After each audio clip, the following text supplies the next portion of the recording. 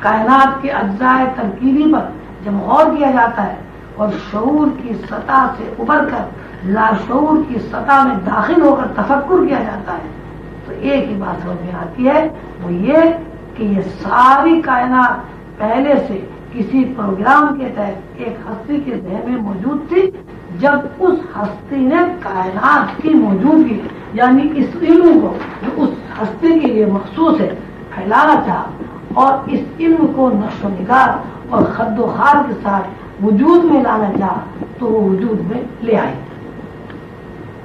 یہ ساری کائنات ایک ایسا مربوط پروگرام ہے جو پہلے سے اللہ کے ذہن میں موجود تھا اور ہے اور ہمیشہ موجود رہے گا۔ اس قانون کی روح سے اس کے علاوہ کسی نتیجے پر نہیں پہنچا جا سکتا کہ کائنات کی بسیط، کائنات کا محل وقوع، کائنات کی اثر اور تمام اجزاء ترکیبی اللہ کا علم ہے۔ اللہ کے ذہن میں اللہ کے حکم اور اللہ کے ارادے کے مطابق جب کائنات ظہور میں آئی تو دراصل یہی ظہور میں آنا کائنات کے سفر کی ابتدا ہے۔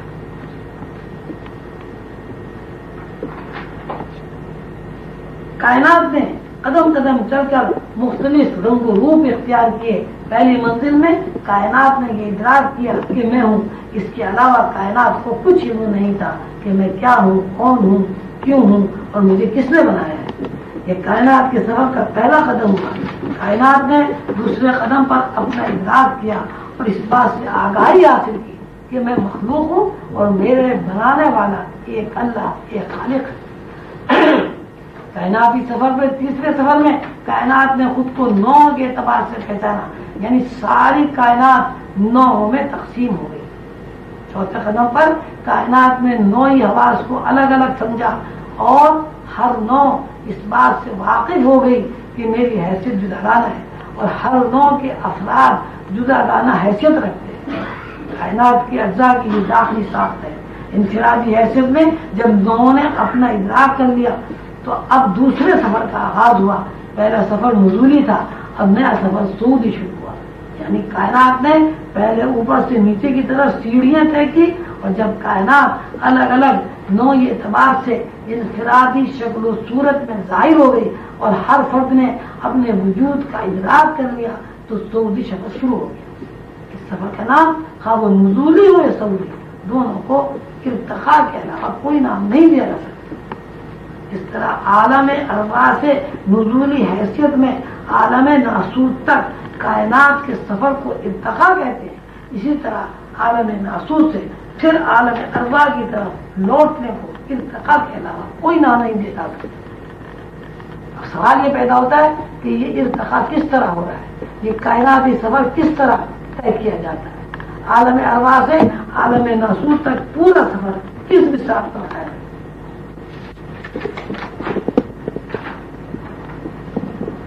عالم ناسوت سے عالم ارواح تک صعودی حیثیت میں یہ سفر کس بساط پر ہے؟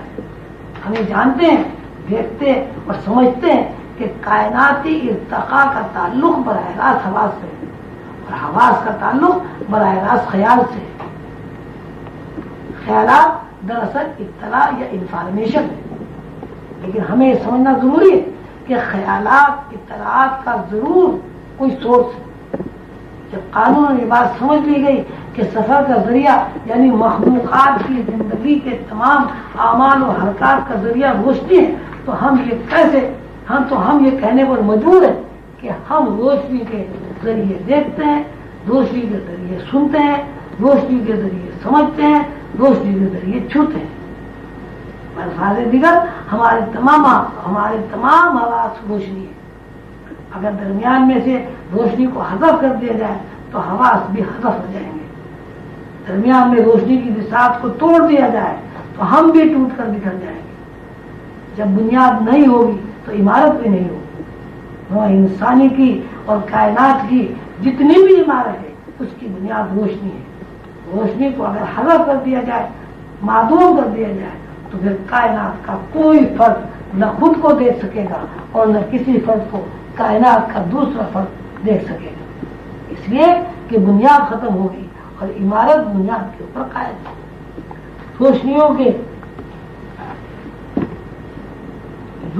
کے جال ہیں اور روشنیوں کا بنا ہوا راستہ ہے. وہ راستہ اس طرح ہے کہ اس میں روشنیوں کے تار جڑے ہوئے اور وہ تار تانے بانے کی طرح ہے. وہ تار ایک دوسرے سے تقریب ہے کہ ان کو الگ الگ نہیں دیکھا جا سکتا. بالکل اس طرح جیسے کپڑے میں تانا بانا ہوتا ہے. کپڑا تانے بانے کے بغیر نہیں بنا جا سکتا. ہم ایک کپڑے یا کاغذ کو بساط تسلیم کر کے اس کو راستے کا نام دیتے ہیں. اس بساط پر نقش و نگار قائم ہے. بساط پر جتنے بھی نقش و نگار ہیں وہ تانے بانے کی روشنیوں سے فیڈ ہوتے ہیں. پھر واقع وہ نقش و نگار ذاتی حیثیت میں کچھ نہیں ہے. مثلا ایک قالین کے اوپر شیر کی تصویر بنی ہے. قالین سے تانا بانا نکل جائے تو شیر کی تصویر خود بخود نکل جائے گی. ایک سفید کاغذ لے کر اس پر پینسل کی مدد سے کبوتر کے نقش و نگار بنائیں گے. یعنی کبوتر کی تصویر کا خاکہ بنا دیا جائے اور اس تصویر کے خاکوں کو چاروں طرف سے رنگ بھر دیا جائے. اب ہم کاغذ کو دیکھیں گے تو کبوتر نظر آئے گا.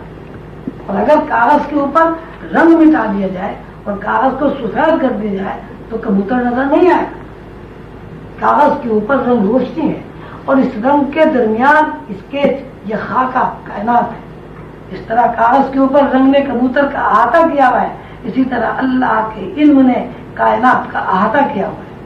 اس طرح کاغذ کے اوپر کبوتر نظر آ رہا ہے لیکن کبوتر بنا نہیں ہے, دراصل وہ خلا کبوتر ہے. اسی طرح کائنات کا ہر ذرہ خلا کی صورت میں اللہ کے علم میں واقع ہے اور اللہ کا علم اللہ کا نور ہے. اس طرح کاغذ پر رنگ کی موجودگی میں دیکھنے والے کو رنگ نظر نہیں آتا, کبوتر نظر آتا ہے. اسی طرح کائنات کی شکل و صورت نظر آتی ہے لیکن نور نظر نہیں آتا. صرف وہ کائنات کا خلا نظر آتا ہے جس خلا میں تصویر بنی ہے اور اس خلائی تصویروں کے نام مختلف ہیں. مثلاً چاند, سورج, زمین, آسمان, پہاڑ, سبزہ دریا, سمندر وغیرہ. پھر ایک کاغذ کی مثال لیں. کاغذ کی چاروں طرف رنگ بھر دیں اور بیچ میں ایسے نقش و نگار بنا دیں جو سمندر کی تصویر کشی کرتے ہوں. دیکھنے والا برملا پکار اٹھے گا کہ یہ سمندر ہے. اسی طرح ساری کائنات تمام نوع بصورت خلا اللہ کے نور میں واقع ہے.